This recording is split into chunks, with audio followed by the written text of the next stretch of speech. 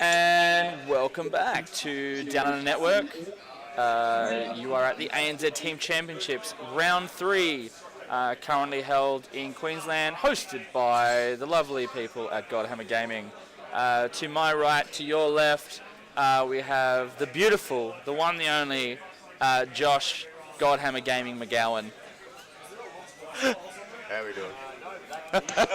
You gotta stop doing that. People will start thinking I've dropped my standards.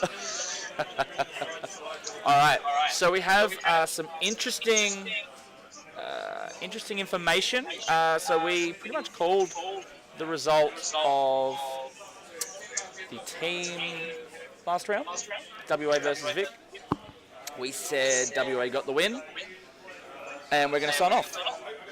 They didn't get the win. They got the draw. I'm going to join you very briefly, Diff, if that's okay. Go for it, bro. And we have the lovely Mike Bass from Objective Secured, dialing in all the way from WA. I have to say thank you very much for having me again for this short period. I've completely forgotten I've got a vote today. So I have to sign off and go and do that, and then I'll be back for the second half of this game, hopefully. Yep. But yeah, I was just looking at the results as well. I said congratulations to the WA team and then went and sorted children out, and then I've just checked the results and gone, holy crap. Yeah. So basically, I think at some point during the game of Jeremy Martino and Dom, they had told Jake and I think Rob that they had, that it was going to be a small win to Dom. Yeah. And that's all they needed. But then when they were tallying up the scores, it was a small win, 11-9 to Jeremy. And then on top of that, what we thought was a close game between Matt Ed and Mike Hamilton, Deathwatch Tau, turned out to be a massive blowout. Absolute blowout. That was, we did not see that coming. So for those playing at home, it was a 78 to, 75, 76-84. 75-85, I think it was. No, 76-84, I got it on screen. Oh, I'm glad you're paying attention. It's literally so close, it's not funny. Like, it's a 2-point swing to make that a win for WA. Yeah. Yeah, so I've just put up those results from the last round. I was 6 points off my prediction. Literally, if Dom and Jeremy had ended the way that they were talking when we signed off from the last round, it would have been a 90-point win, exactly as you predicted. And then, I don't know, like, holy crap. Yep, it's insane. I think a lot of this session I'll be standing, by the way. Hope you guys are cool with that. I'm cool with that. These seats are very uncomfortable. We're sitting behind a bar. It's actually a great setup for us. But unfortunately, being a bar, you have to sit on stools to get the height you need, and the stools aren't very comfortable. But anyway, enough moaning about that. So if I jump to the current round that we are streaming, and as said, we're streaming Queensland versus South Australia. So on the stream, we have Liam with his Orcs versus Neil and his Dark Angels, and I've just put the pairings up so far for us. This will be a good game. We hope, I'm hoping so. I'm a big fan of Liam and his Mega Knobs. He's been on the stream a couple of times now. I think it's going to be I think it's very much in Liam's favour. I think it's just going to come down to it's how quickly and how big a win Liam gets is what it comes down to. Well, to take nothing away from Neil, you and I both know from ETC 2012, where he pulled some truly jammy things out of his butt for those games that we with his Space Wolves at that particular moment in time. Yep. Oh, mate, Neil's a solid player, and I have a lot of confidence in him. I just think on paper, this is well in Liam's zone. I guess what Neil has going for him is most of the people haven't seen Neil in a while. Liam wasn't on the scene when Neil was on the scene, so there's no context there. So we're in a position where Neil might be able to sneak out a couple of moves that just mix things up a little bit, but we'll wait and see.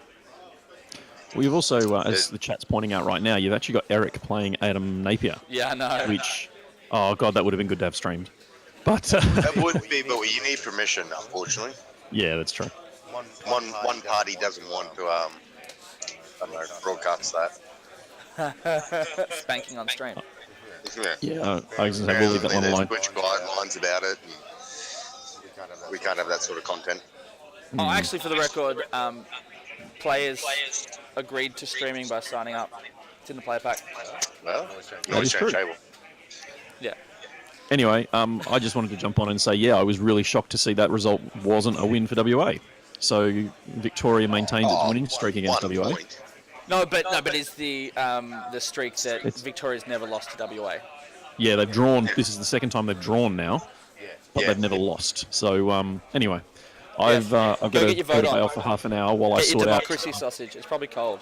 Or is it? Yeah, What time is it there? It's only 20 to 3 over here, so it's not so bad. But yes, I'm going to go and feed the democracy engine, and I'll be back hopefully in the next sort of half hour or so. Too easy, man. Brilliant. Thanks, guys. I'll see you shortly. Catch you soon. All right, so let's check out this matchup. So we've got Liam's Orc list, which you guys can see on the screen. Yep. So basically, in a nutshell, it's 20 Mega Knobs. It's a couple of Big Mac characters with shock attack guns. It's a war boss, a weird boy. He's gone some tank busters, which is a little different from previous lists he's run. He's come back to the tank busters. 15 looters and a bunch of Gretchen. So 3 shock attack guns. He was actually running this very earlier on. Even earlier, it's up to start of last year. Sorry, the end of last year, start of this year.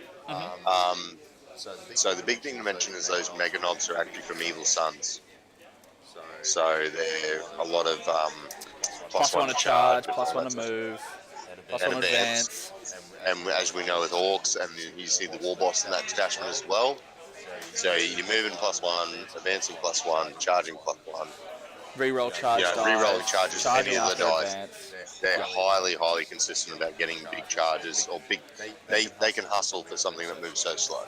Also, it's worth pointing out, because a lot of people would look at this list and expect, I think, that he would mob them up to a big 20-man. He often doesn't. No. He's learned his lesson. I think, well, yes and no. I think obviously it comes to what you're playing against, but most of the lists, I would agree, you are better off having 2 beat sticks.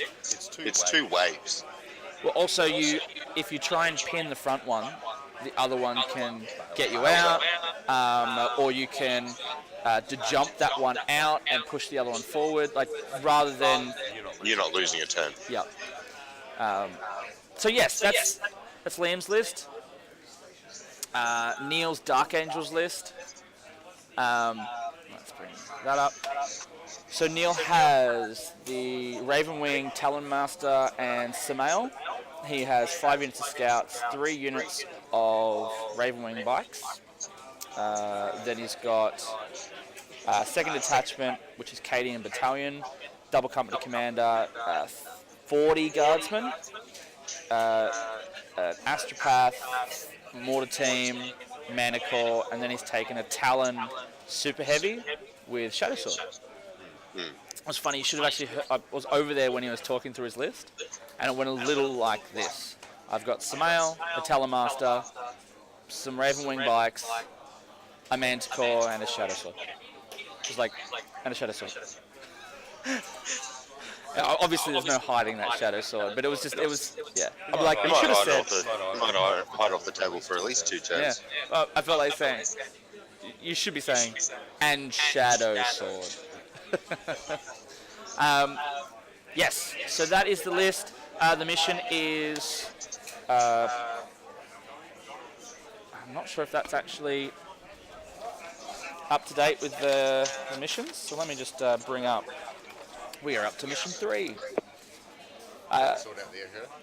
It's ETC Secure and Control, and Maelstrom War is a Decapitation Strike, and then we have a whole bunch of mission special rules.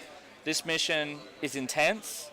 It has high value targets, crucial intel, and transmit intel. I'm not going to go through what they all do. It's a lot. Half a page of special rules. Right, is that better? No, it's the wrong one. Oh, you plugged into there instead. Has that alleviated the echo, guys?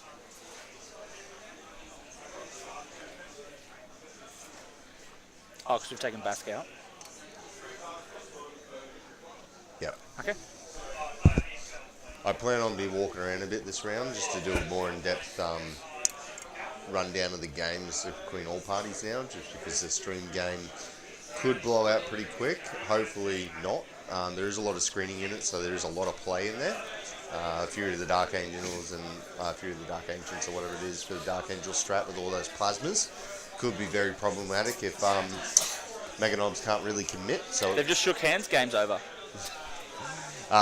Yeah, so like, whilst it's agreeing that it's probably very much in Liam's favour. You know, it's one of those things where both players are extremely good at what they do, and one, you know, you don't take this type of list to this event and not have tricks and not have game. So I'll be walking around seeing what sort of strats are done and a bit more closer in depth of it. So yep. Okay. Done deal. So Nick Kelly from the Goat House. I saw you guys posted some stuff on YouTube. Was it today or yesterday? What are you guys up to? And do you have access to Discord and you want to chat today? Or tomorrow? Do you still play 40k, mate? Says the has-been.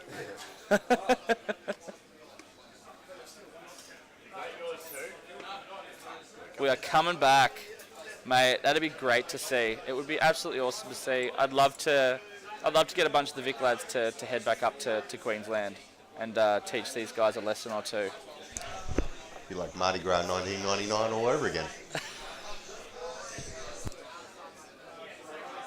All right, let's. And for the rest of the chat, if there's anything that you sort of want to see going on that makes it easier or helps you throughout games and stuff like that, if you look through the matchups, if you go to Down Under Pairings, you can have a look at the points getting through, updated as they go. But if there's any particular games you want to sort of a bit more coverage on that isn't on stream, let us know. Same thing with the rest of the hall. We can go down and have a look at a few individuals. But yeah, just leave it in the chat comment. We'll try and get around to it. Yeah, we are happy to show. And by the way, Nick, I've just sent you through the.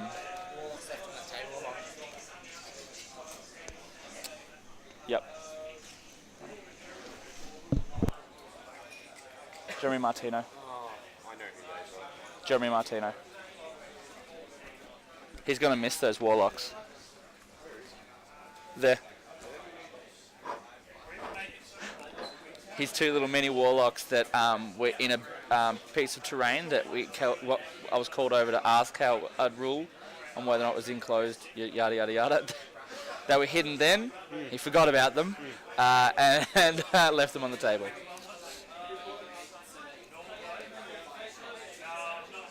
Someone's joined Discord. All right, let me...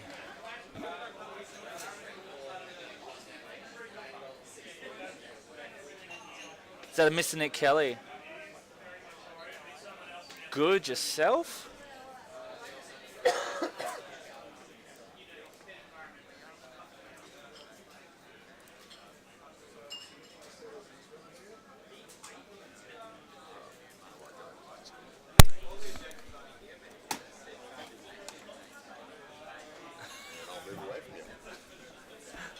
Fair, fair. I'm a big fan of 8th Ed. I think you're...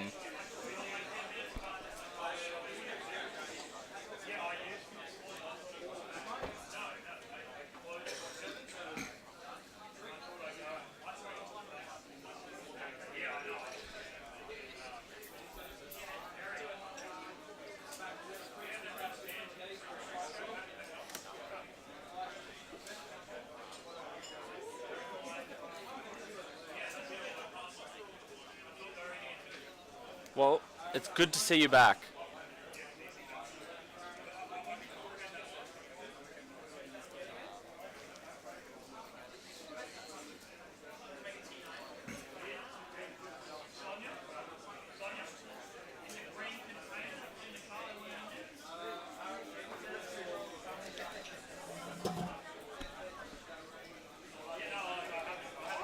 Mate, my baby that I handed on.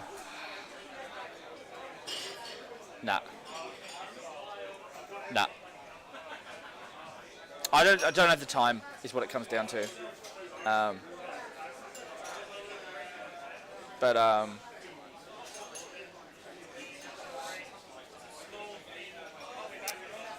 Yeah, pretty much.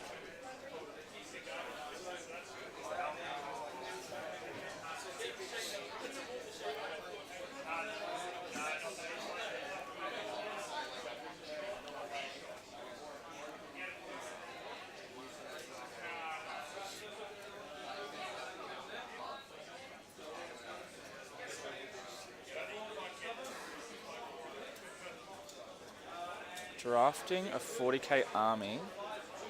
What do you mean?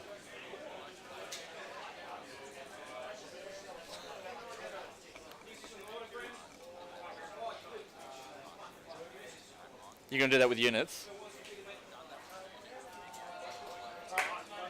That's, yeah. I'll be interested to check that out. That's an interesting... Obviously, that's not a tournament format. That's something that you as a club have decided that you want to do to make things entertaining. Yep.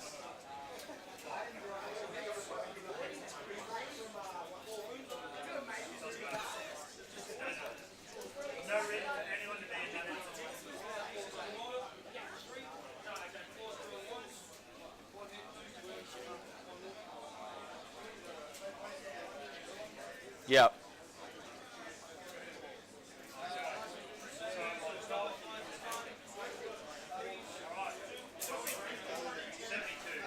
Yep.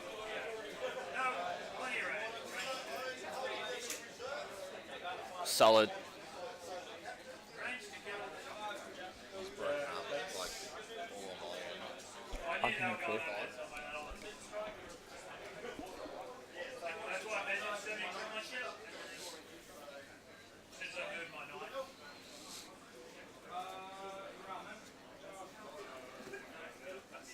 Yep.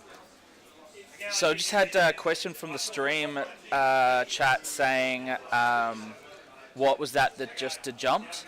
I believe that's tank busters, because you can see there's some tank buster bombs down there as well. So it's a weird sized unit. So to jump that forward, it's going to use that tank buster unit to try and take out the Shadow Sword.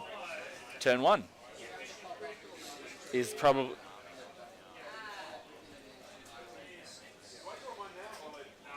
Yeah. I miss my Dark Angels. I've still got my my old Deathwing army. There's a lot of Deathwing, also a lot of Terminator-based armies are starting to make a bit of resurgence after the Bolter rule and all that jazz. The problem is with mine, it's all Thunderhammer Stormshield Terminators from 5th edition. Like, it's pox. No, I tried. No one wanted to buy Thunderhammer Stormshield Terminators in mass. They will. So at the moment, it's just under the house in storage. What are you gonna do?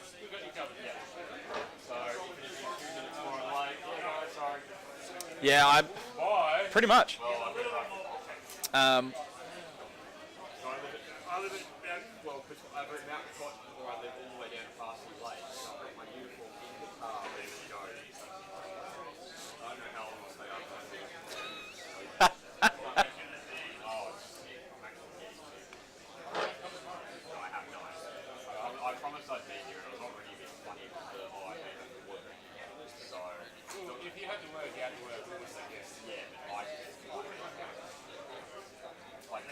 Yeah.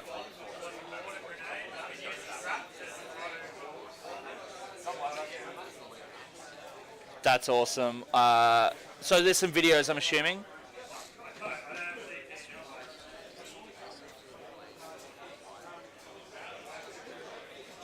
So I've got links turned off in the Twitch chat, but if you shoot me the link to either the video or the channel in either Discord or Messenger, I'll chuck it up in the chat so as people can check it out. Because I think I'm all for things that kind of break up the monotony a little bit. I love 40k. I don't think there's any secret about that, but I do like variety. So one of the things I see in the competitive scene a lot is even when you get list change, they're all 2,000 points. They're all the same, a lot of the same format. Getting to see some funky stuff happen, whether or not that's actually at an event or just the lead up to an event, like the prep and whatnot, that'd be good. Was the first video that you guys put up, was that actually at the Dan's Man Cave? So it's not really Goat House.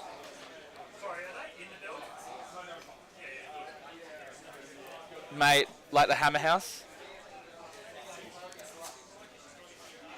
Yeah.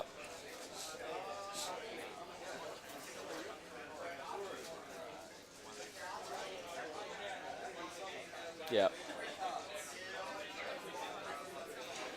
Alright, so at the moment we've got the Tank Busters, I believe, which is taken on the Shadow Sword.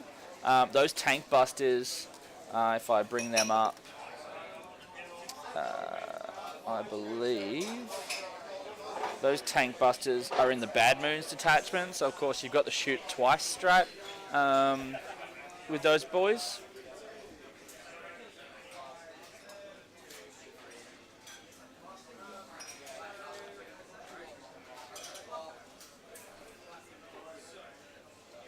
All right.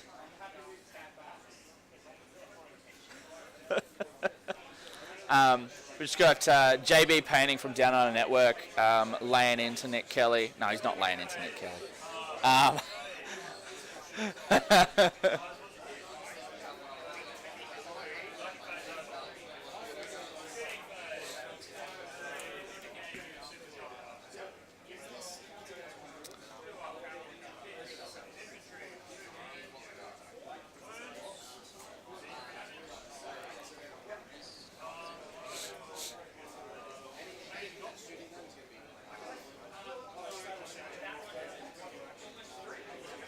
Sure, I could.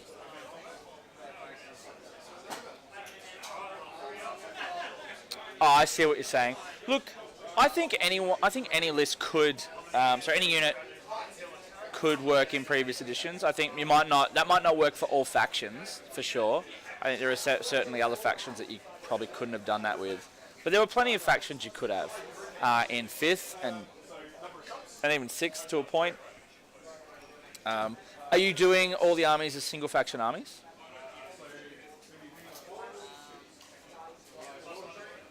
Okay. Yeah.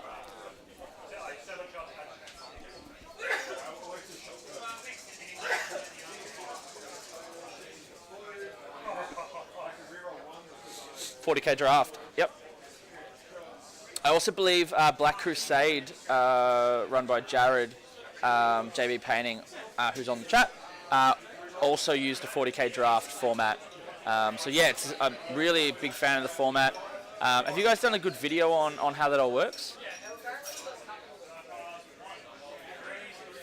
Have you got a video that you guys have done on the 40K draft format? I know there's one done by Dean Sinbeck on Adeptus Victorium circuit about the AVC 40K draft tournament run by Ben Clark and Matt Antonello. But have you guys done one since?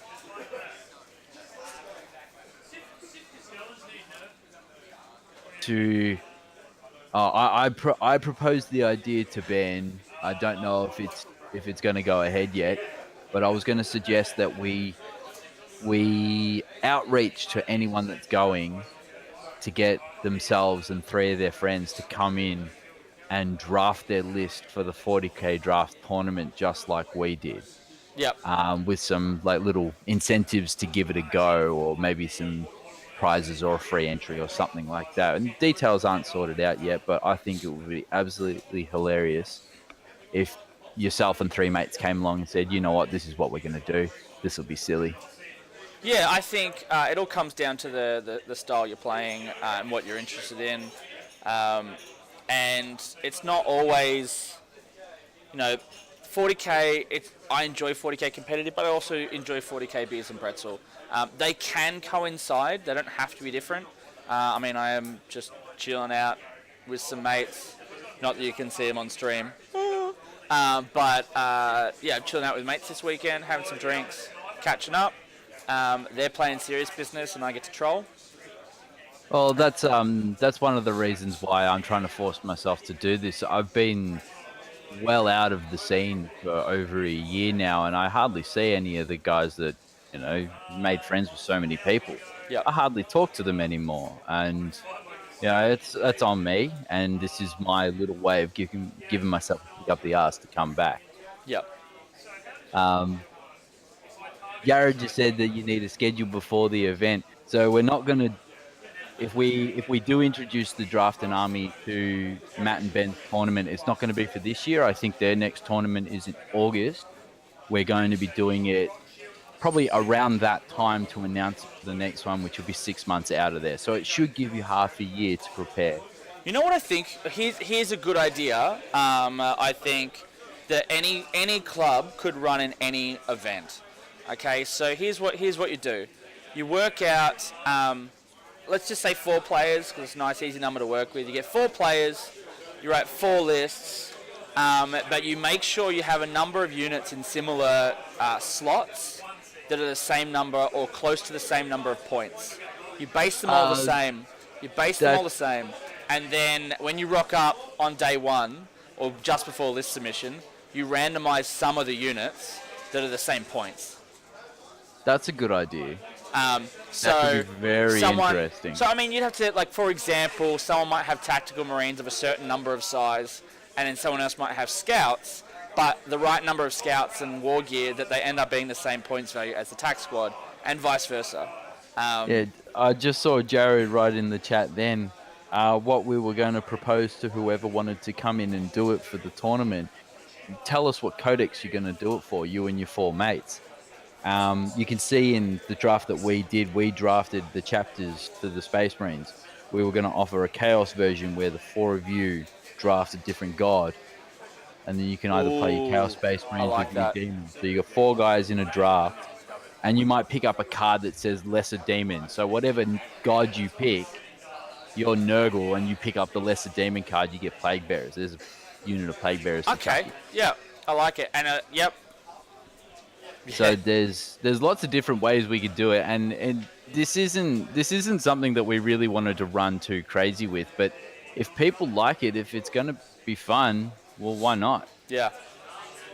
The other thing you guys need to do, I'm not sure if you're in the earlier streams, we need to get a whole bunch of us running on Tabletop Simulator and playing some 40k that way.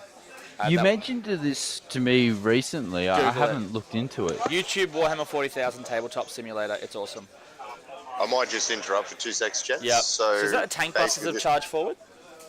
Yeah, so I don't see a shadow sword anymore. 2 shoot against strats, 1 on the relic shock attack gun and on the tank busters. Pretty much saw the shadow sword explode. We've killed, I think, 1 or 2 bikes out of another unit, and now we've charged into a 10-man infantry squad inside a building with mortars behind it, and I'm guessing he's going to wrap into the other 10-man in front and hopefully not kill them, because that will block the bike's movement, down to non-existent. Am I assuming that the models that are kind of sitting in the middle of the table are the bomb squigs that are now dead from exploding? Yeah, that's correct. So he's just removed them out because he's used them all. I love bomb squigs as a theory, like as the concept. It's like literally a squig with a bomb on it. It's just running forward and blowing up. Like that's proper orcs right there.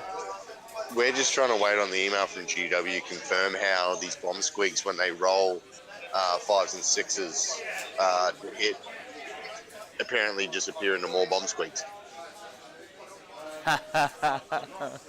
So apparently there's a bomb squigs running at you, it just creates more bomb squigs. So basically the strats used were shoot twice and hitting on 5. Shoot twice on the tank busters, shoot twice from the Vigilus detachment. Yep, so that the relic, on the relic guy. On the relic guy, yep. So yeah, so that's from the for those playing at home, that's for the Dreadward attachment. Yep.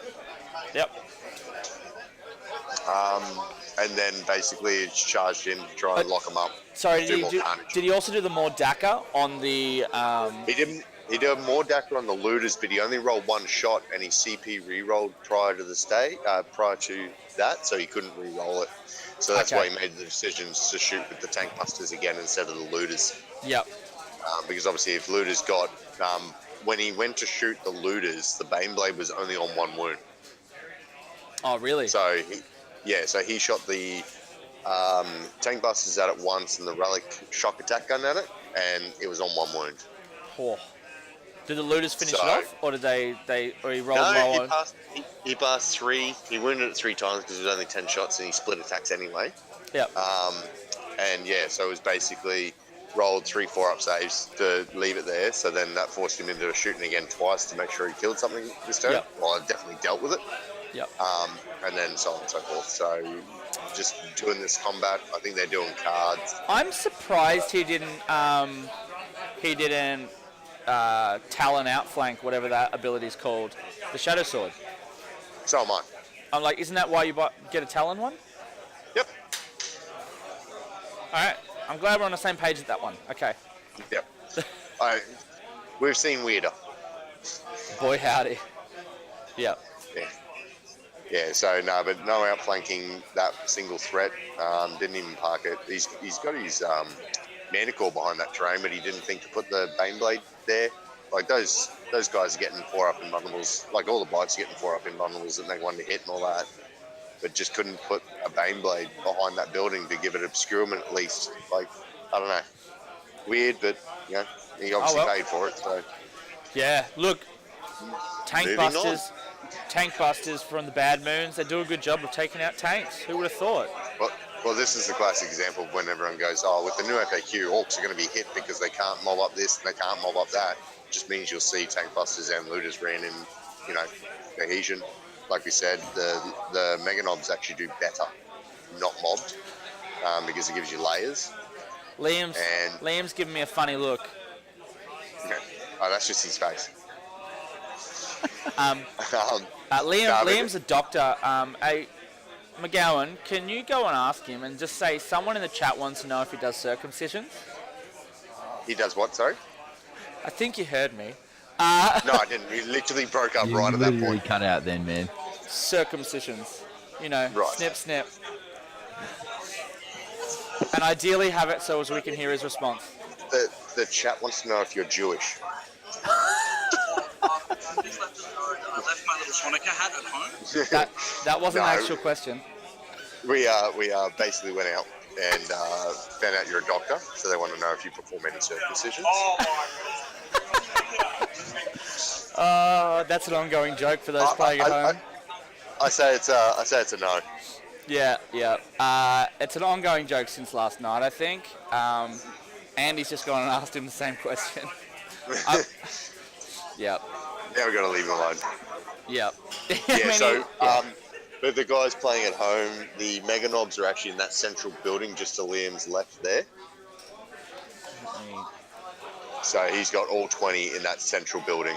So between objective 6 and 4? Correct. Yeah. So both units are in there? Yeah. So I'm just going to put him on now so he can talk through his turn, just give a recap, but yeah. Hi, Liam. Hey, guys. So, basically, I enjoy blowing things up. I enjoy blowing lots of things up. Basically, he's on the terrorist watch list. Oh, I'm on lots of watch lists, and depending on where you look, they're less than savoury. So basically, I went with the tank busters and blew up the. It's a unit of 10 in the open, so there's nothing fancy about that. Same with this, guys. So they're pretty much bait, yeah. So basically, I put my tank busters in the middle of the board and destroyed the Shadow Sword. Yep. I used the tank busters as a charge because if I could do it, I can stop all the Ravenwing bikers from really getting out of the deployment zone turn 1. Yep. Makes it really hard. It sort of allowed me to protect my looters as well. And the shock attack guns just tried to kill the Manticore and didn't exactly do very well. Other than that, I haven't done anything else. Sounds like somebody's fighting a bear in the background. That's wild. No, that's just Andy. All right, I'm coming up. All right. You got all that? Yes. In answer to your question, JB painting or comment, round 3 on Down Under Pairings, Vic News versus New South Wales, so shows Josh Brody playing 2 games. They've obviously made some mistakes on pairings. They'll work it out at some stage. Anything the chat wants me to check up from other states? Any notable matchups that they've probably seen going through the pairings? I want to know how badly Eric is beating Napier into the ground. Yeah, I think there is a common request of how bad the game is. I'm not even sure they finished deploying. Oh, they're still deploying. Come on. All I've seen is Napier just coming from underneath the table a lot. I don't know whether he's hiding or re-emerging. I'll get a closer look. Hang on. Poor Napier. He gets a lot of flack. Yeah, but he should be good at it by now. He's been doing it for 15 years. It's Napier's turn, and I'll put a photo up of that table on the deployment because Eric's really, like, when you think a carpet of mids, but they're all deployed within 12 inches of the long board edge to nullify every sort of charge. Because take a photo, chuck it in Discord, and I'll show it on the stream. Yeah.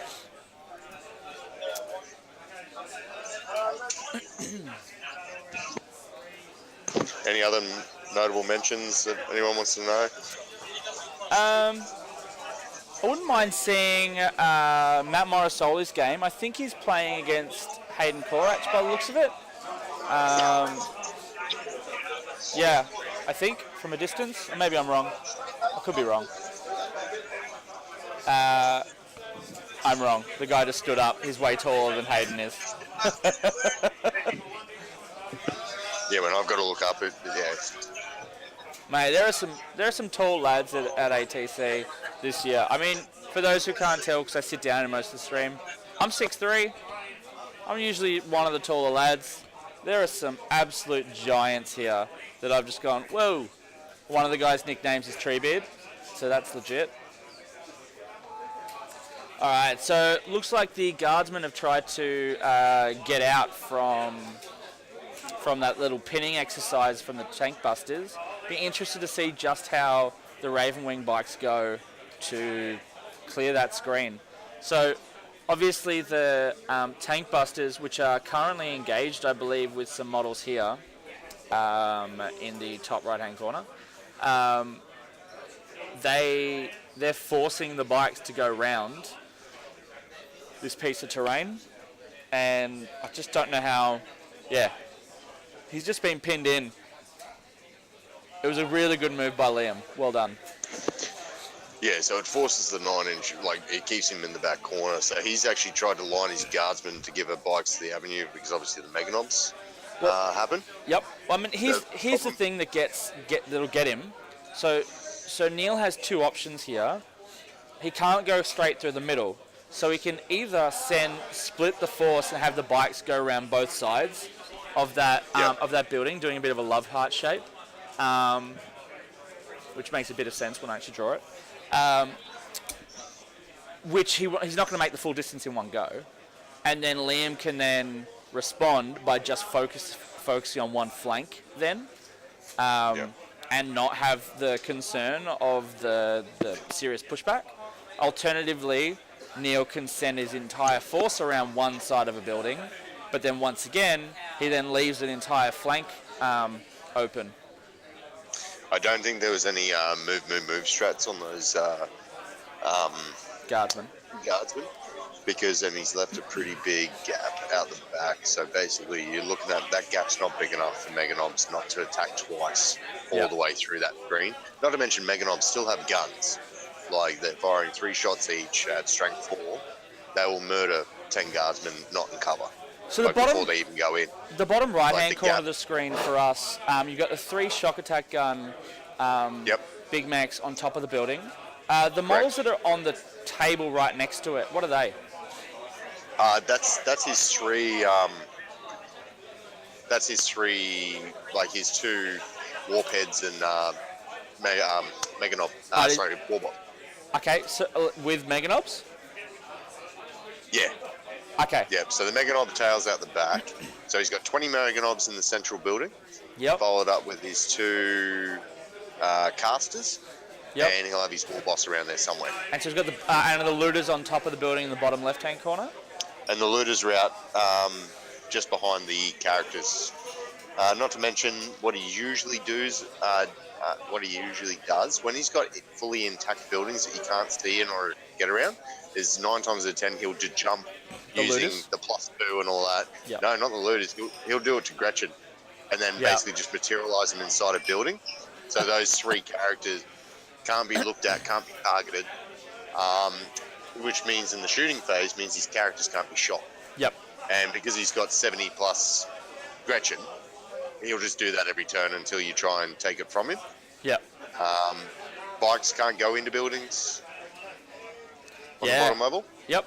So his bikes can't assault; they got to shoot. And this is, we had a very similar setup game when we played at BrisCon, where it was a building. It was a table full of intact buildings. A very similar setup where he'll go into the train, and my stuff can't. So he basically, even if he starts putting Mega Knobs in those enclosed buildings throughout the board, he's just shut down area space like we talked about. By the time the Mega Knobs move out, advance, because he'll just jump a War Boss pretty central. After that, you look at the external buildings on the shortboard edges, measure out like 17 inches from there, and that's his charge. So he will eventually, encircle him with Mega Knobs while keeping a very heavy firepower center. Yep. Like him moving the tank busters there, they're always going to die, but have a look what it's done. He's tried to blossom him out either sides of it, and he's got Mega Knobs that will catch him. Also, that unit of tank busters trading for a Shadow Sword, you do that every day. Oh, he's done that plus. Yeah. And the fact that he's kept an entire Ravenwing bike army in his deployment zone. And you'll notice that Ravenwing bike army the Ravenwing component has entirely gone around to the left-hand side. So what you... And have a look at the gap. Yeah. You could quite comfortably, I think, to jump a unit, you could jump the looters, for example, that could come over to the top right-hand corner and take out the mortars and the Manticore, and there's very little repercussions for them up there. Now, there's no objectives up in that top corner, I don't think. I can see 5 of the objectives. I'm missing 1. If you're 2, 4, I can see 5. Where's the 6? Is it under a building? Must be. Yeah.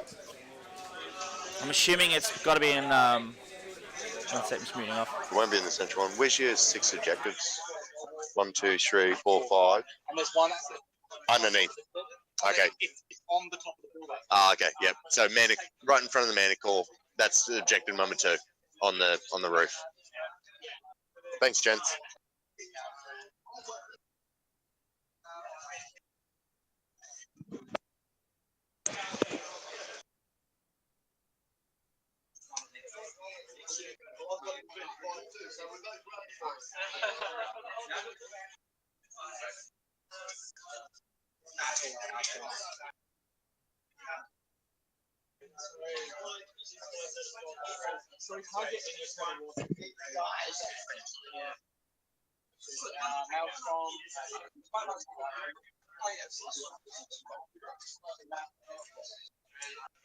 Just going to head to a table to judge a piece of terrain. And... Yeah, too easy. I'll be back. So, basically, Grotch just bid 24 bolter shots, so Liam, rather than rolling dice, has just elected to take them off the board. It's only a 10-man unit, with that much DACA. And wounding on 2s, essentially, it's just faster to do that. I'll have to come back to the thing so I can see the chat.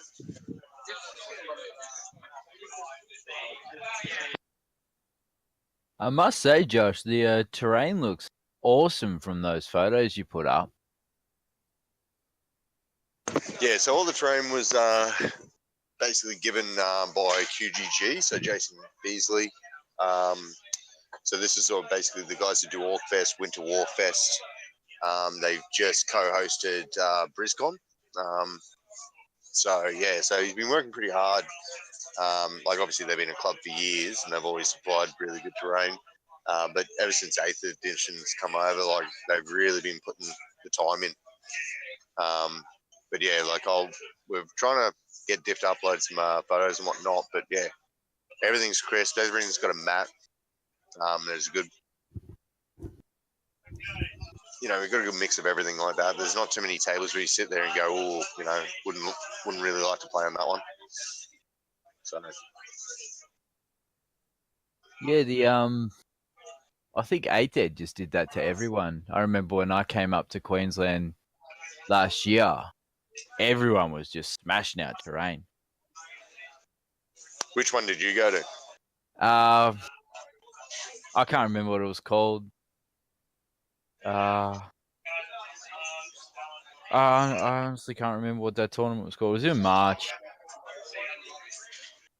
Was it in a dingy pub out in the middle of nowhere? Yeah, that great one. Yeah. So that's all my purse train. So that was Pat Carter and Dave Fleming helped me build that. Yeah, I stayed with Paddy and Flemmo when I came up. Yeah, so like once the 8th edition hit, you sort of looked at we focused more on going. There's so much needed for line of sight more than ever now. Because I originally had about 15 tables, but most of it just ended up going in the bin just because just wasn't matching the edition anymore. So yeah, Queensland's been working really, really hard. There's talks of us going into a pool and trying to get a massive convention going, but it's just trying to get TOs all work together and whatnot. But it'll happen one day. Once everyone can get on the same page and everyone's doing what they want to do, it all just kind of works. It takes time, but it'll get there. Yeah, exactly.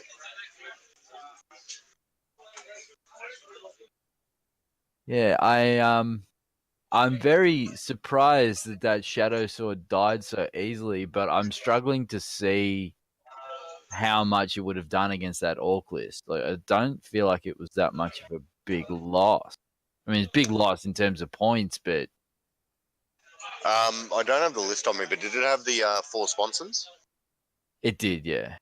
Yeah, so that's 30 heavy bolter shots a turn. It's still a lot of shots.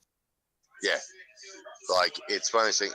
It's unfortunate. It's just one of these things where you do meet these sorts of armies that really benefit from buildings as much as what they do, because you can jump in, jump out, jump in, jump out. But anything that sort of Shadow Sword, it will basically restrict Liam to having to stay inside the buildings. But he can always hold 2 a turn with 6 and 4 being underneath that one. But yeah, I think this was a matchup that Liam would say I would go really well against. So I think Liam was thrown up, and I think it was a case of may potentially be fed in this scenario. Yeah, I would have liked to have seen the order and the thoughts behind some of the pairings. It can be some of the. As a spectator, it's quite interesting to see and experience what the captains are thinking. It's, in my opinion, it'd be really hard to put a Shadow Sword up as a shield. It's basically giving the opponent the pick of the litter to try and kill it. Yeah. Yeah, 100% agree. So I'm just going to go into the pairing rounds. Hopefully Diffie doesn't kill me. Yeah, I think the Dark Angels were the first put up. Oh no, I think that was the first match that was decided. Yeah, I'm just not sure how I can find out it was done, but I don't know the order in which it was started. Hang on, I'll just go talk to Eric because he probably did the matchups, and we'll try and find out that way.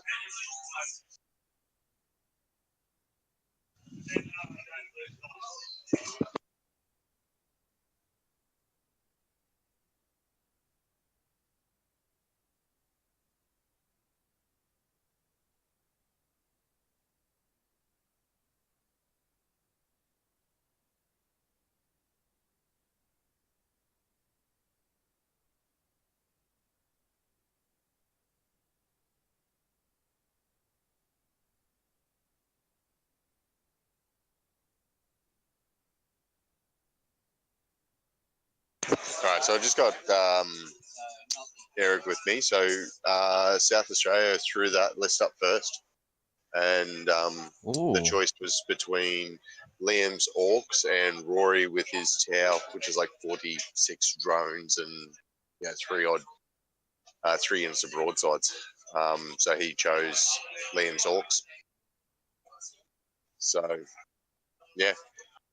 Oh, that's right. It's the new style of pairing. You throw up a list, match it with 2. There's a lot of and then they throwing get to up. pick which There's of the 2 that you put up. Yeah. There's a lot of throwing up. What already? It's only round 3. How can we use this to tell what was thrown up, what was matched, or do you just know by talking to people? I know the order. Unfortunately, we don't actually. So it's meant to be. It's a good question. We had it different previously, and they got confused with stuff, so we took a few things off. All right, so interesting little piece of a ruling I had to then just make, which did my head in. So there's a piece of terrain that was clearly impassable terrain that at the start of the game they declared was ruins, and they're like, well, can I finish my models here? I'm like, well, that's in the middle, like, you've called it a ruin. Oh, bugger. So I had to declare huge, massive chunks of it as wall of a ruin. I mean, solid pieces of what was clearly rock had to be walls of a ruin, which I ruled that you could go through, you could walk through, but you couldn't end in the middle of a wall. It was really weird.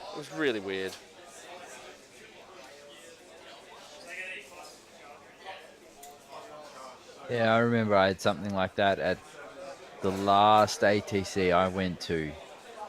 My opponent, he and I were playing on a big ice table, and it had lots of crevices in it.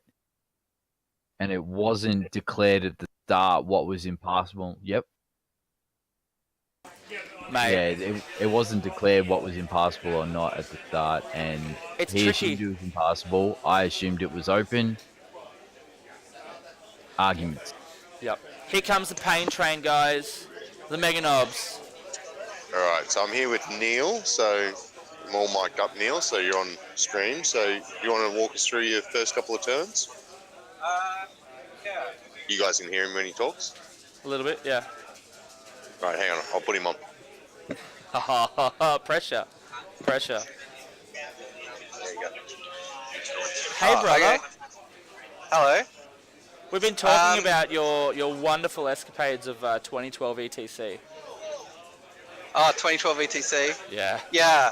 Back when I knew how to play 40k, but I've sort of forgotten. If we could play 5th ed, it would be all right. All right. First couple of turns, so I got seized on and pretty much hemmed into my deployment zone, killed what I was able to get in range of. I took a gambit on putting more objectives on one side of the table, because if I could get that side and just sit there, maybe I could win a game that I'm probably otherwise not going to. Yep. That's about all I have to say, really. Okay. Yeah, so you took a gamble on getting the table side, which you could just try and defend, and unfortunately you didn't get that side. Yep, Ouch. that's pretty much it. And then got seized on as well. Yeah, that's gonna So you hurt. got best side and first turn. But that's Four. okay, because it's like you take higher risk strategies when you'll lose if everything just goes as normal. Well, I mean, I agree. I think on paper, you know, Liam's list is a strong list. I mean, it's doing quite well at a number of events. You do have to then sometimes take the gamble of, well, yep, all Into right. which unit, sorry? Back into bikes, sure. All right, we'll stop interrupting your game, mate. You can get back to it. What was that? What was the process with you getting thrown up first? We chose our list randomly, I'm afraid to say.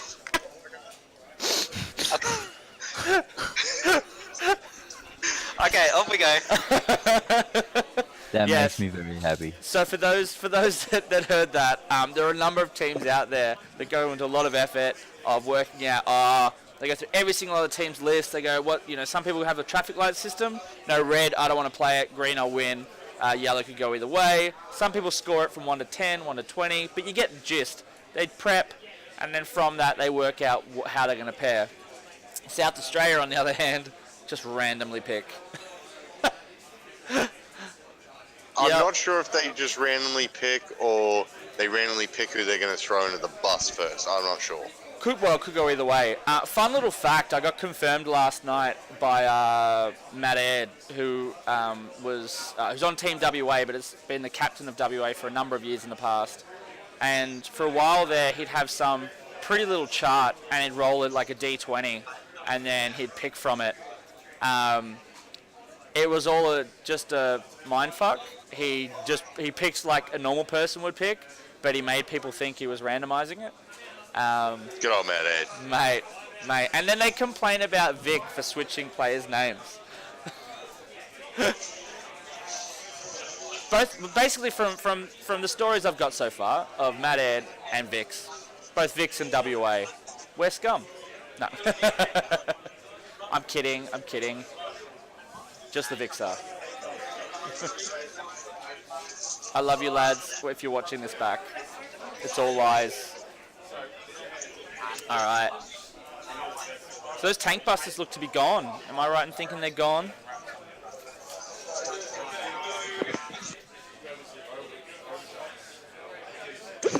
Yes. Yeah, they are. Yeah. So what, he fell back with the guardsmen and just shot them with Raven Wing bikes? Imagine so, yeah. Yeah.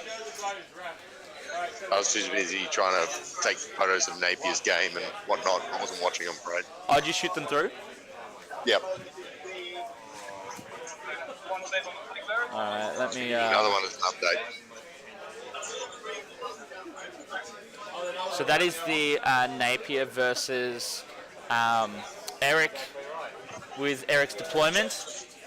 That is the NID carpet that we talk about. And that is Morrisoli playing against Knights by the looks of it. Yep.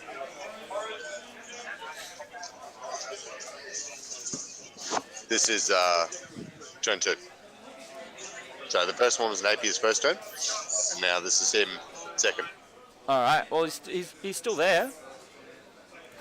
He seems to be chewing through that through the numbers.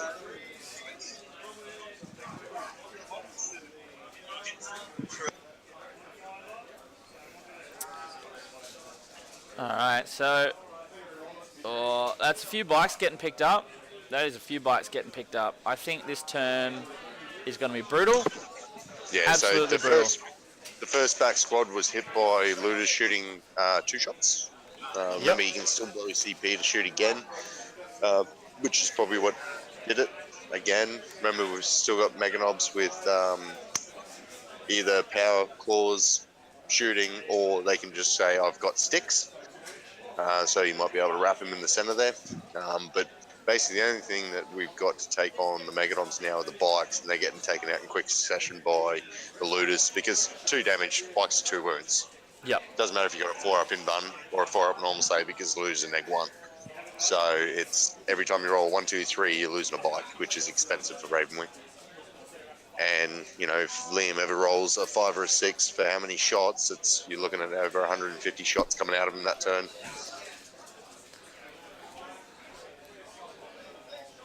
Yeah, I've just, I know you can't see it, Josh, but I might actually, I'll copy that and put it in the chat. It'll come up in just a moment to other people.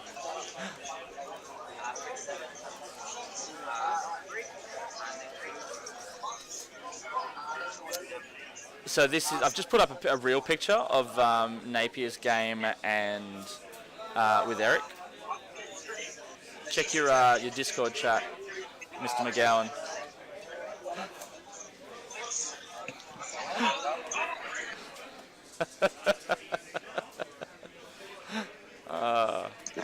You know what to do. You know what I'm absolutely loving about this new setup we've got, guys?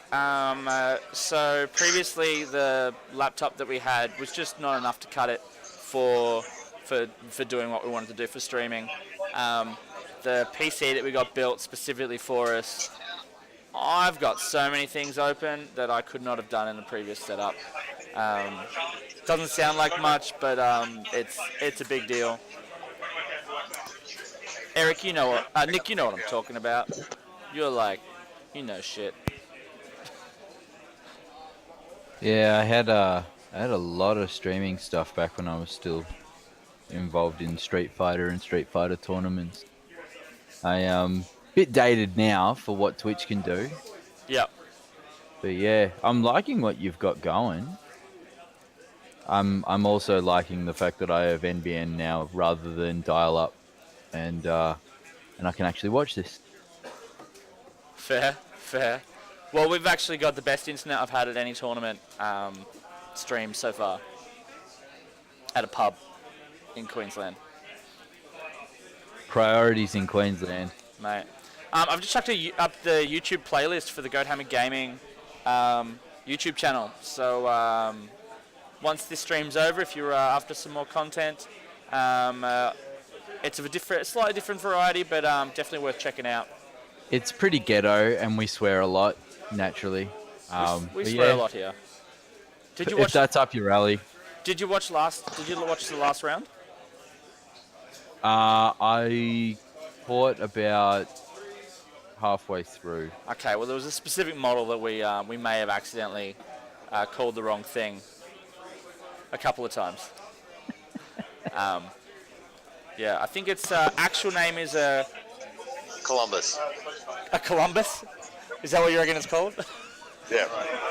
I'm pretty sure it's called Beats the Chlamydia. alternative. Yeah. Trying to keep it family friendly. All right, so we got the Demon. Thank you very much, Demon Bezo. Bond versus the Death Guard list there. Where am I looking? The big old slug vest. So we got Ben. I'm not sure of the gentleman's name because he's not wearing a shirt, but it's essentially Taz Demons versus Death Guard and Demons. All right, I'll just I'll bring up the game. So Chaos Demons versus Death Guard is Ben Warrior versus Tim Skrenya. Yeah, those are the players. So it's looking very much like the Grindfest in the middle. So we've just had Zangors come down and a Bloodletter bomb. They're rapturing the Plaguebeast Crawlers. I think that's what they're called, the tanks, aren't they? They are. Yeah. He's still got his blighted out the front, screening Mortarian. So it doesn't look like Ben's actually lost anything yet, as we're into turn 2, whereas the Demon players lost, or T-Suns players lost a big block of Zangors. I actually really like the Death Card Thousand Suns combo. They do a really good with the Death Shroud Terminators are a great screen unit with their negs to hit. The Plagueburst Crawlers are solid and hard to take down. And who doesn't want Zangor bombs? I don't. You don't want Zangor bombs? No, I don't dig it. Actually, he can't have Zangor bombs. How does he have Zangor bombs? He has Mortarian, Armin, Demon Prince, Death Shroud. The Zangor bombs must have been for the other player. Sorry, miscommunication. So mixed a bit salty. He's just lost his castle and Nitro Shock attack guns. No, not that. It's alright. He's not that salty. I was salty about the Vindicator needing to kill a 1 wound, roll 1 to hit, and then I re-roll and go to another 1 to hit. That's made me salty. So don't take assassins. Roll better. Just roll better. Just roll better. Gotta get some of those Godhammer dice. Mate. The RC dice of days. Oh, the Rapicon dice, are they still around? Mate, they better not be. Although, to be fair, there was 1 year that I think it was for an Oz Masters. We told the Queensland lads they weren't allowed to bring the Rapicon dice. Legit, they weren't allowed to bring them. And he said, and I think Eric water tested them on video just to prove the point that no, he just rolls good. I watched that video, and when they put the 7 dice in the cup, There was 7 sixes? no, there were 2 6s, so it was still slightly way too... Mate. If you could argue it. Controversy. Controversial. Let us know in chat. Yeah, apparently that's the only way Eric wins. No, I'm kidding. Makes sense. Yeah. So any other games we want to look at from any other states while I'm walking around? Check out some of the New Zealand ones. If they're going to come all this way, I want to see how they're doing. And I'd also like to know how Pete's going. Pete Platel with the beautiful. The rower. The rower. Yeah, Pete the rower. Right. Where's the injured wing section? I can't see him. Here he is.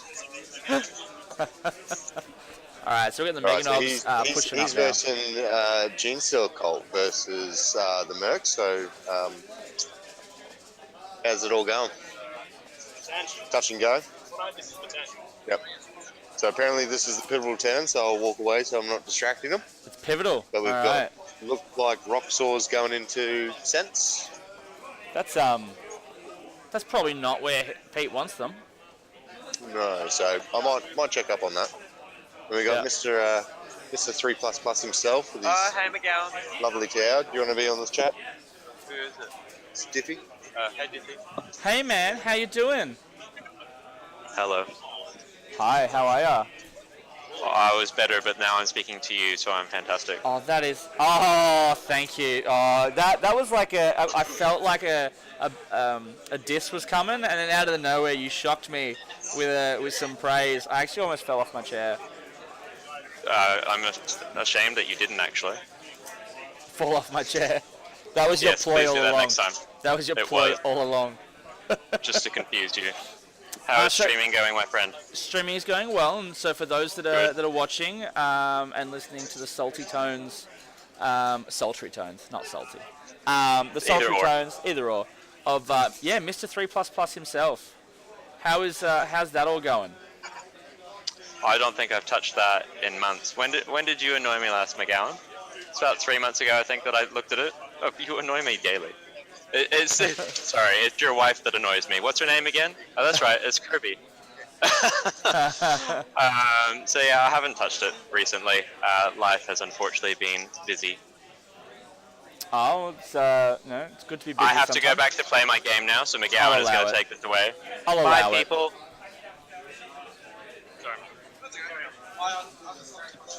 Alright, I'm back. All right. So this game technically Yes. might get another turn, but we have got maybe 8 bikes, Samael and the Huntmaster, and just a smattering of guardsmen here and there. But it's not looking good, and there's a lot of Meganobs that are about to just walk into the bikes. Yeah. Well, that's Yep. just it. Even if you math it out and you go, what does looters do on even an average day, getting 2 shots, firing twice, all that sort of jazz, when they explode on 5s and 6s when they hit, the math's in your favour. They just demolish everything. Like, everyone's afraid of big combat units like the Meganobs and stuff. You can screen them, you can trap them, you can do all that. You can't protect yourself from looters, especially when looters can do jump. For what it's worth, he has actually mobbed up these Meganobs. Yeah. And he's charging them in now. He made a really low roll.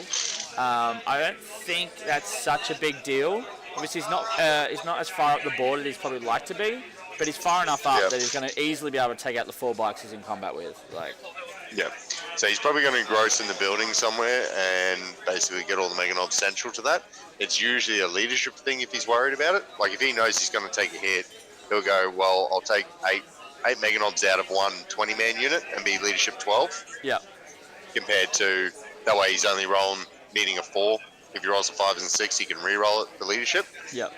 It's a manipulation of leadership if he thinks he's ever going to take a punch to the face. That's he going to worry. He also has a feel no pain against morale being a knob unit, right? No, I think you can cause mortal wounds to pass if your war boss is there. No, is that what you're talking about? No, knobs. I'm gonna have to find the orc book. Those on the stream, anyone got an orc book in front of them? I'm fairly confident knobs and mega knobs and knob bikers have a rule: units within 3 inches get a 6 up, feel no pain. Yeah. They get a. So yeah, I said feel no pain because, Yeah, My bad. Yeah. But yes, it's not technically a feel no pain. It is a on a 6-up, I think, or maybe I think it's a 6-up. They don't flee, or some models don't flee. Yeah. Yeah, which is better than the feel no pain because basically if they're 3 wounded models, 1 flees, Yeah, of that's course. 3 wounds. Yes, Yep. yeah. So I did say feel no pain. I have confused right. the audience. I'm with you now. I got you. Yep. You caught up. It's circular. It's circular. Did you catch up, or did I catch up to you? I don't know. Meet in the middle. Yeah. Right, so we got Mr. Collins. I sent through a picture of him at the start, I think. I'll just double check, so I'm not talking out my bum. You're talking out your bum. So this was him and Simon. Just give me a look-see. All right, that's how they started the game. Simon's making very good quote at him. I'm going to give it to you once. Once only. You say you need a chair? You sit down on this.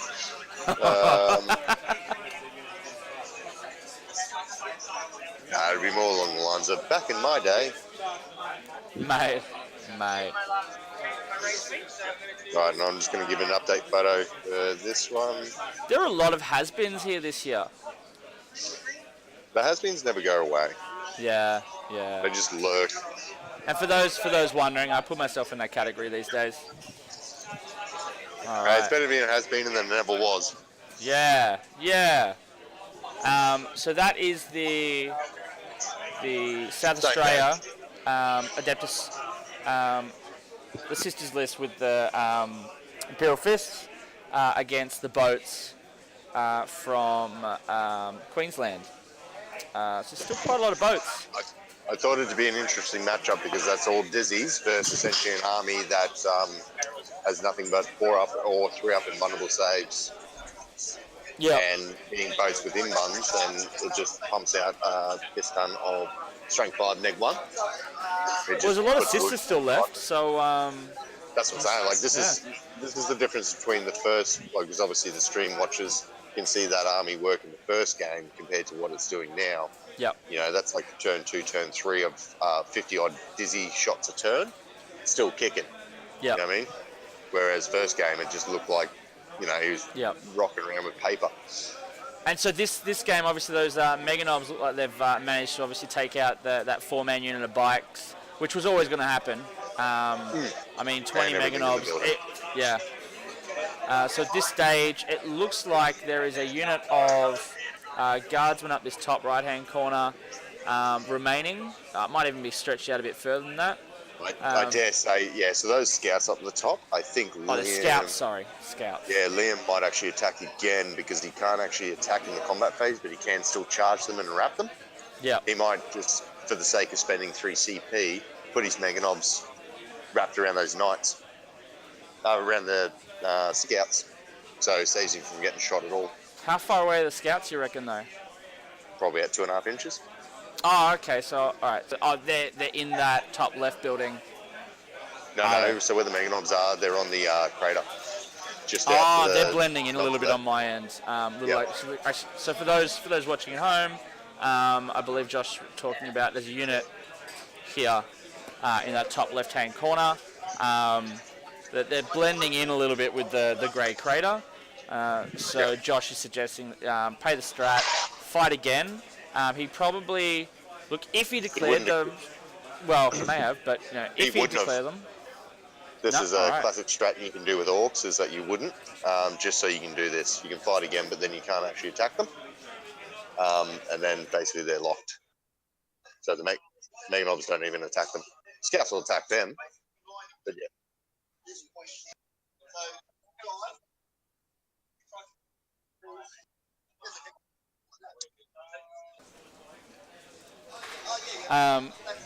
That was the Tau versus the Demon game. Yes. Oh, yes. No, Nids. Yeah. Tau versus. Yeah. It's like Nids and Gene Stealers, I think. Yep. Actually, it's funny. The Tau list that was meant to be for Queensland. Probably still would have won, but the stuff up they made actually was probably better in that matchup. The gun drones would have been way better against that list. Classic Queensland mistakes turn into wins.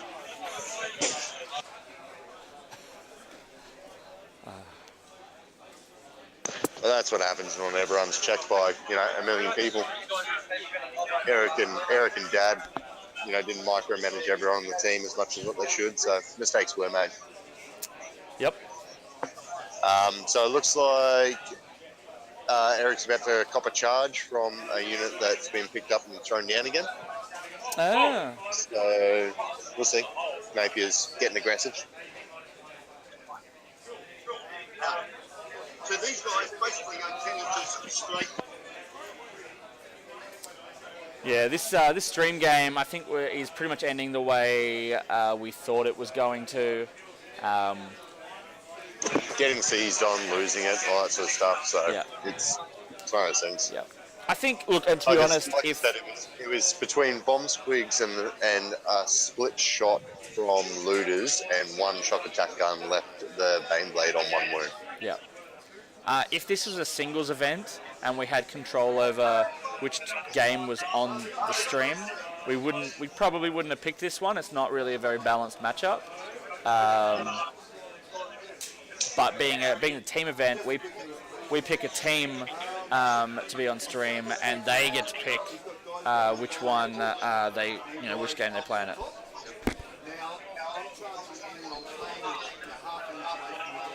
Yeah.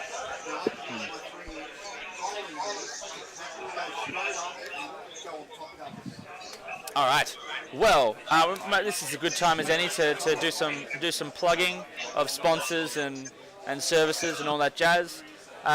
So, in case you've somehow stumbled across us without noticing, we are the Down Under Network.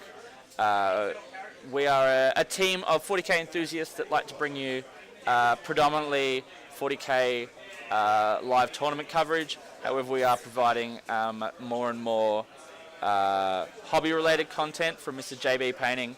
As soon as he starts, get some more streams going.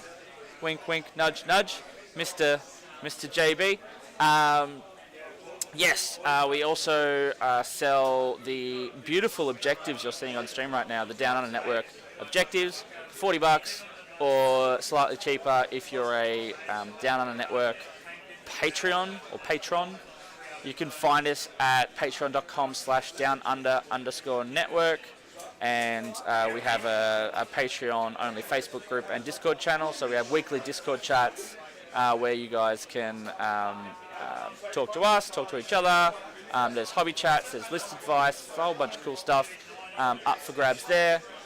It gets different levels get you free Down Under Pairings subscription users, or a free Down Under Pairings subscription user is what I should have said. We also are trying our best to link in with as many different content providers as possible. Obviously, so far you guys have heard Mike Bass from Objective Secured, who runs on a number of wonderful events over in WA with his partner in crime, Emma Bask. They've got the Southern Hemisphere Open coming up in a couple of weeks. So definitely worth checking that if you're in WA. And even if you're not, it's probably worth getting on a plane and going over because it's a great event. It's actually the first event we streamed as Down Under Network. As I said, we like to hook up with other content providers. We have Nick Kelly from Goat House on with us today. We have Josh McGowan, not from Godhammer Gaming. Well, is he or is he You're not? learning. You're getting better. Well, no. He's an ambassador. He's a Queensland ambassador of 40k. For those that have been around long enough, he was the first player of my time, and I've been playing competitive 40k since I think 2010. First player of my time to get a perfect 400 on the Rankings HQ system back in the day, which was bloody hard to get.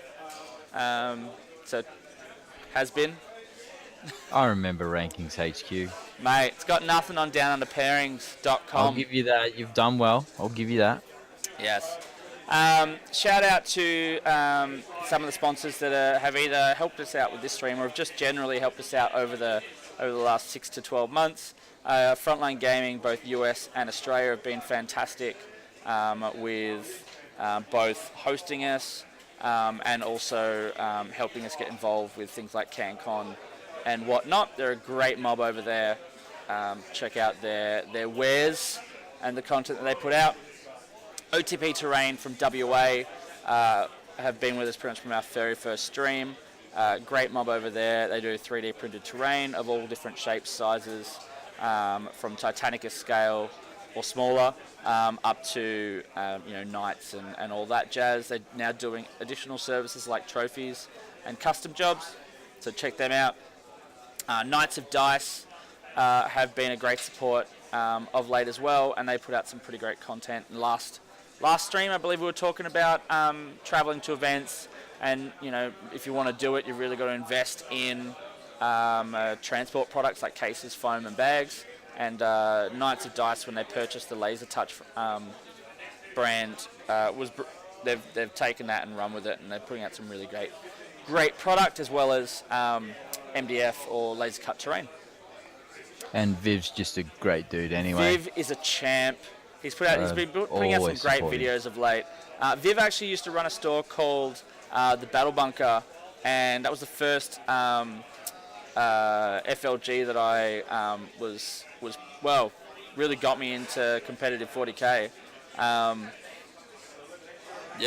Viv's a champ. It's his fault. No. Shout out to Viv. Got a lot of time for Viv. The one problem I do have with Viv is I get along with him too well, and we talk too much when we finally catch up. So I go around to pick something up from the store, and I'm like, see you later, and then we talk for another 5-10 minutes, and I'm like, see you later, and then we keep going. Yes. Big shout out to Godhammer Gaming for putting on this wonderful show. They've also included a number of, I believe, clubs. I probably should have got Simon to give me a spiel of what I meant to say. But big thanks. I know Bezo supplied a bunch of terrain. Godhammer Gaming has done a lot of legwork. I'm sure there's other people that I meant to thank. You probably have a better idea than I do, McGowan. Oh, the TOs themselves. Yeah, and the judges. Those judges are handsome bastards.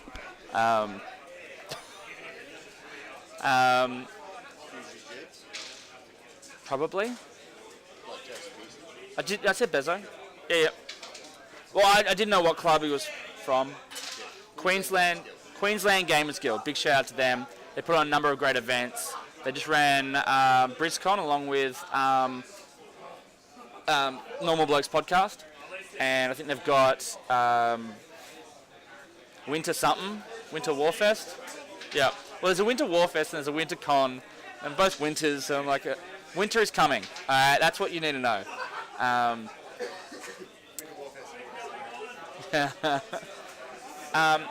So what else? What else worth chatting to you guys about? That probably the Brook Hotel. Brook Hotel. Lovely, they have been fantastic here. The bar's been open since I think. I'm not going to say the time because I have a feeling they opened a little early for us, and I don't want to get them in trouble. It was well received. I'm pretty sure they opened us at the exact time they are legally allowed to open it for. They opened us exactly when our liquor licensing war, started.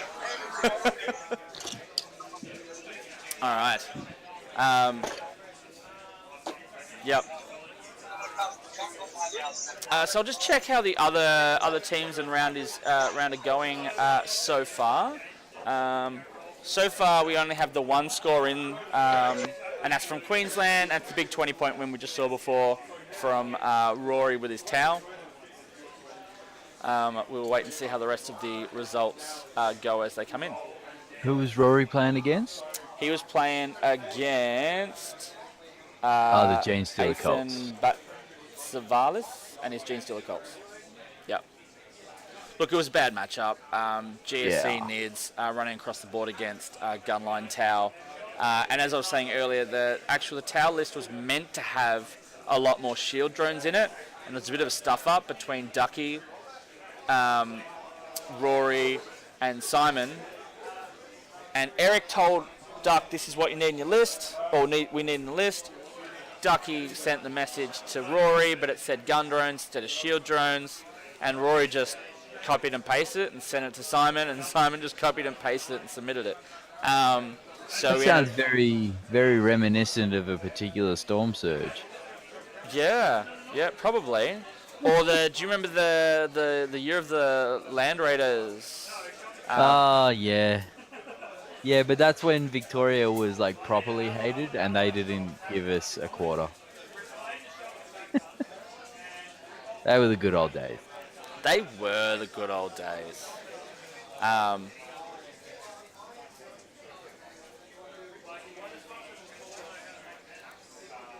Can't remember if I was at that ATC. I don't think I was. That was Adelaide, wasn't it? That was the Adelaide year, yeah. Yeah, I didn't go to Adelaide.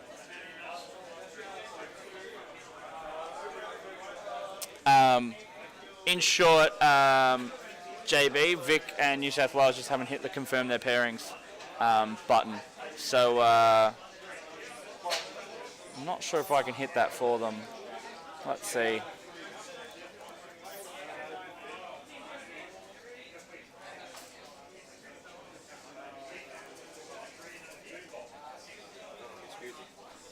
Mi scusi.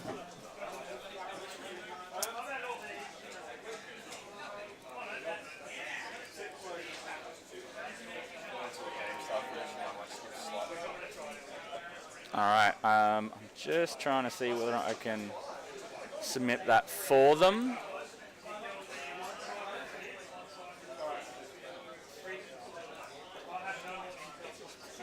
Just while I've got you, Jared, you promised me a progress painting of the new Keeper of Secrets. Have you started it? I want to see. Yeah, come on, mate.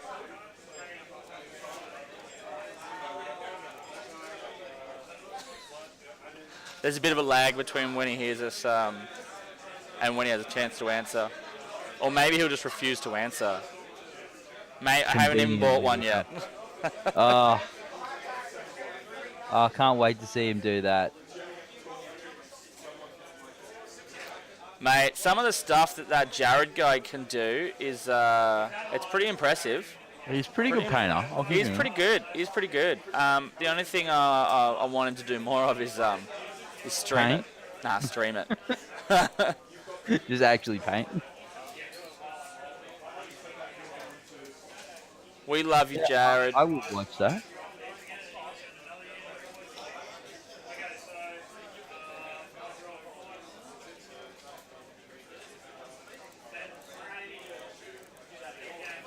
You're going to have to hook me up with some of those objective marker 2 diff. That's the thing? Yeah, I definitely want a set of those. I worked out why they can't submit their thing, and that's because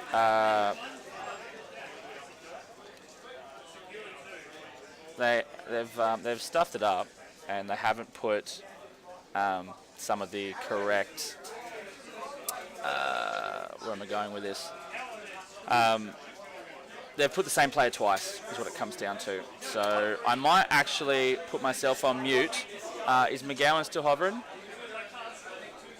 I'll just make sure Nick and McGowan are talking while I'm quickly ducking off to check on the lads. Yep, I'm ready to go. Yeah, so like we said in the game, you can probably see on stream, they did jump the looters like we're talking about, just to get that mileage out of them. And basically that brought down the speeder, whether that was a Talon Master or whatever, because I think Samuel's still there. But yeah, it's pretty much just on mop up at this point. If he gets in table early enough, it depends on how many stones he's just got, but it should be a 20 regardless. So that one, unfortunately for the stream. Ducks fighting hard versus the Admech. So there's a bit of combats in the centre. You know, a lot of guys with storm shields and whatnot. So he's got 2 units into the knights to try and, because he's taken 3 terminators in each of the units. So he's trying to bring down the knight and melee with his power fist. Nick's not faring too well versus the orcs. A shock attack gun basically needed 2 6s to wound it because it rolled strength 4 and got it, and that basically finished it off.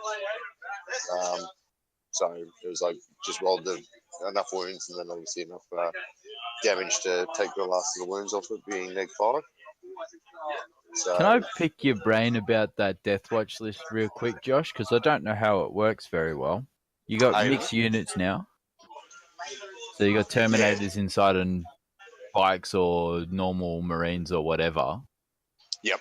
So if you, in theory, shot at them, how do you take the saves? Do you always have a 2-up or what's going on? No, you just allocate to individual models. Is there any rules as to how? It's not like 5th Ed when you had to allocate 1 at a time, or?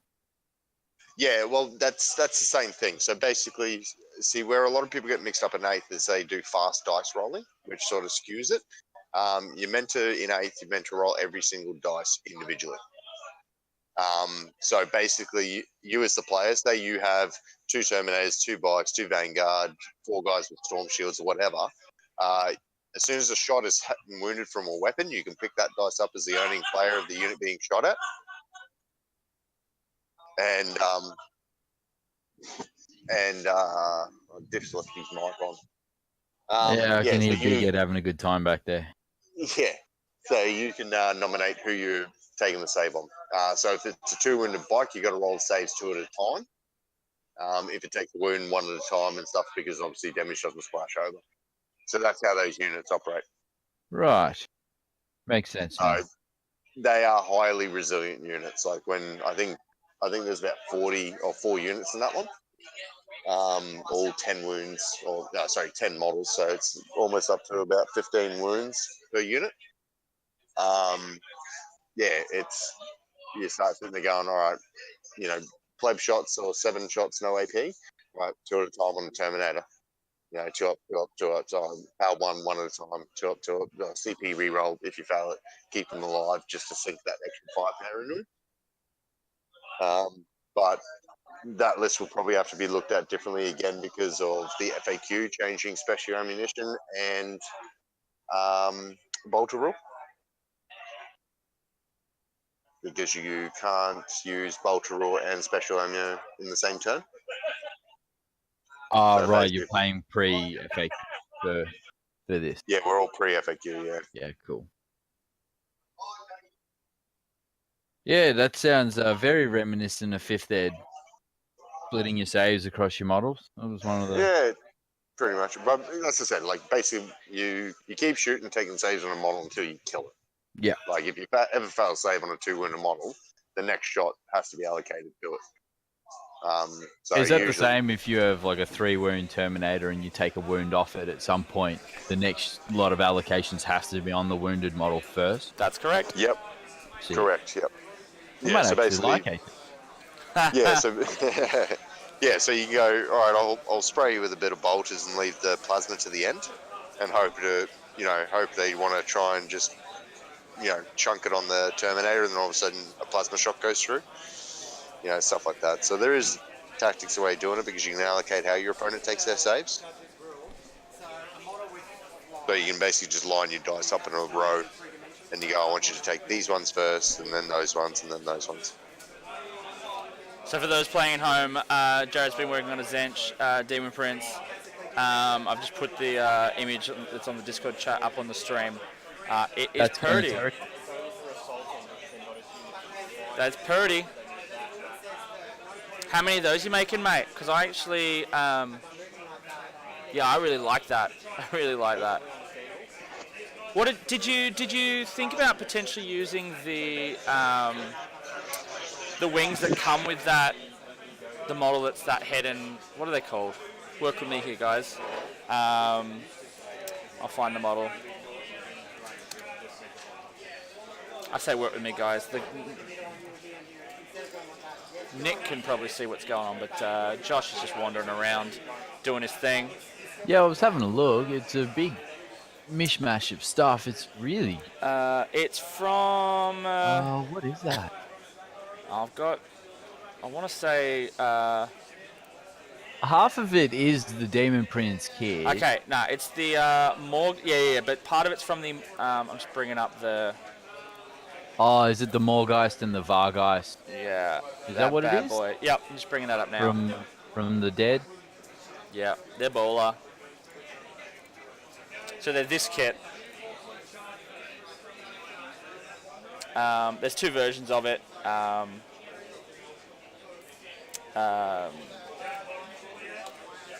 Yeah, the Morghast and the whatever the other version is that has the more of a halberd kind of look. But did you think about potentially using those wings? Because I've seen those models pretty much as is almost used as Demon Prince, or pretty much as is used as Zench Demon Princes. I think they're awesome.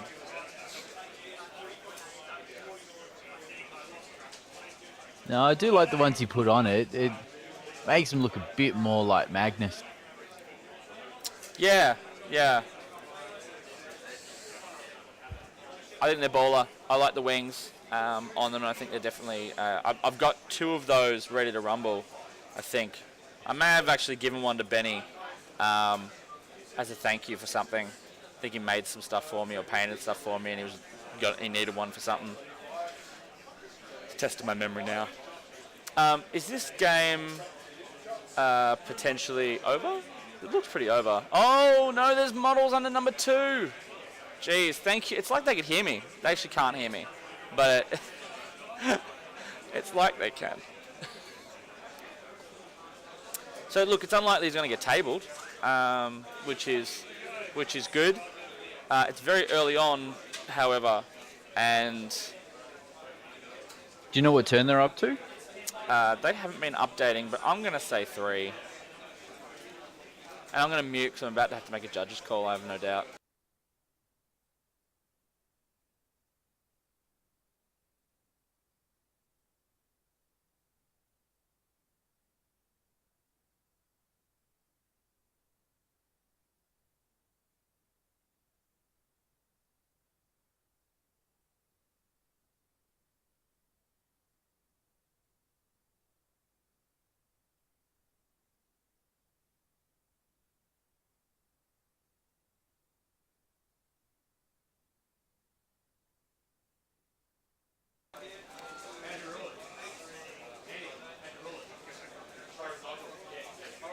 Yeah, it is horizontal. Yeah. The only time it's ever been clarified, even in the new FAQ, is race. Yeah. Alright. Yeah, so the question now is, between now and the end of the turn, end of this game, how many points can Liam rack up without dealing with the unit? Oh, here we go. He's dejumped. He's Mega Knobs. I'm assuming he's going to try and charge this unit here. So, alright, so here's the thing. Surely you just go, alright, I'm boned. Roll your charge distance. If you make the charge, game over. Let's, because that's literally, I think, all that Neil's got left. Yeah, Neil's just like, alright, I'll bring the models over for you, mate. Now, look, I've said to many teams, and Nick's been on a number of my teams, both from a Vic perspective and a ETC perspective. I've always been a scrape every last point you can possibly get, never scoop. This scenario, you can scoop. How many points did South? Was it? Who played Vic last time? West Australia. Mate, Vic versus WA, it came down to a point, and Vic got the point they needed for the draw, and yeah.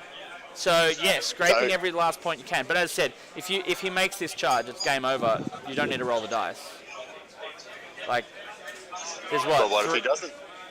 But who doesn't want to roll dice? Yeah. It doesn't matter. Like this is where the caliber of the players is. It doesn't matter how much of a bad time you're having. You don't give up. You get every point. You say that. Well, it was he's like just removing the models. the So that's first the game on difference between screen. winners. Today. No.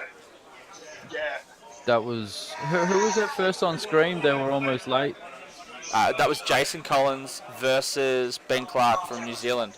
Yeah, so he was late, wasn't he? I mean, Yeah. even if you're in a bad mood and you're running out of time, you know, 1 point's better than 0 points. Oh, 100%, mate. And You just got to try. And what people don't always remember is it's not even whether or not it's relevant for that round. The year in South Australia, and look, you can tell that it still hurts me deep. Victoria came second on countback to New Zealand by 8 battle points. So if each player had just scored 1 extra point at some point along the event, we would have won. So you scrape that 1 point that you can get it. Even if you're winning, you scrape that 1 point. If you can turn that 15 into a 16, do it. But in this scenario, like it is, Neil's getting tabled. Neil is going to get 0 points. I think they've just had the handshake. Game over. That was a tough matchup. It was a real tough matchup for Neil. I feel a little sorry for him. It just got roughed up by Liam. Neil, Mr. Nice Guy, who just took it in his stride. Yeah. And this is probably Neil's first competitive event back in quite a while. I'll be interested to see how he goes in Terracon.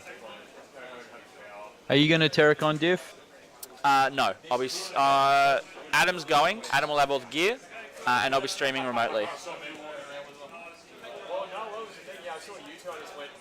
Yeah, I'm after this event and ETC in August. I won't be travelling for events for the foreseeable future. Oh, that's a shame, but still. Oh, it's still fun.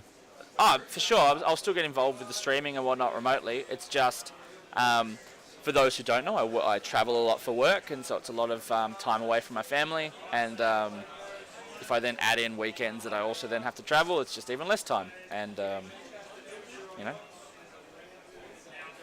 it is what it is. All right, let me bring up the scores. Anything you want me to check out or look at? Not specifically. I wouldn't mind a confirmation from the judges to my left. What time's the round finishing? 7:45 is the round finish time, which is in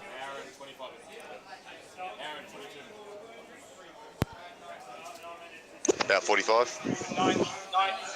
Yeah.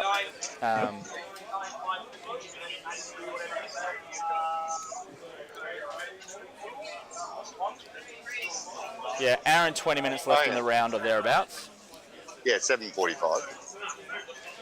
Yeah. So plenty of time left in the round.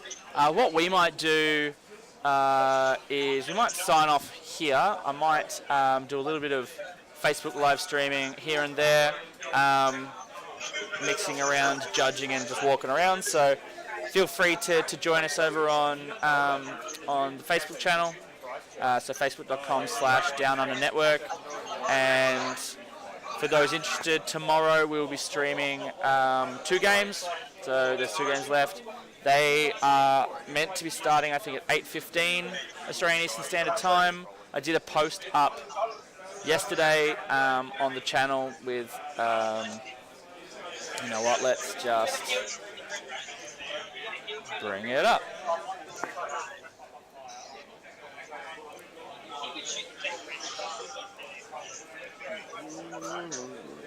All right. So you can find the wonderful objectives over at facebook.com/Down Under Network for $40. And as I said, we should have a picture of the pairings. If this speeds up a little bit. Weren't a shitload over here. There's 4 over here. So he's got 1 more unit to jump over. So tomorrow we'll be starting at 8:15 again till 11:45, and then 12:15 till 3:45. We'll also be probably Facebook live streaming the award ceremony, where you can come and check out who gets the job done.